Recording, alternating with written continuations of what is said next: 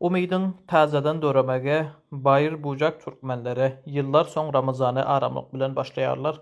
Suriye'deki Türkmen yaşları iqtisadi buhranlara ve içki uruş zərərli vayrançılıklara qaramazdan hazır Əsəd yıkılandan son şəhərlərin köçələrine bezab Ramazan mübarek ayı üçün tayarlayarlar.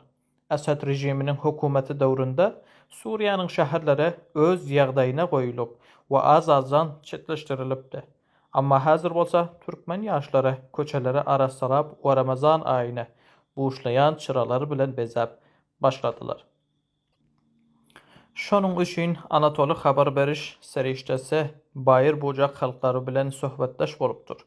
Mavla Abdurrahman Davşiran obasının beyit yaşayısı sebitde bolyan hazırki üytgeşiklere vasf etmek bilen Esed dövründeki izgiderle bombalamaklara işare edip obalarının vayrana öğürlendiğine Anadolu haberçisine şeyle gurrun verdi.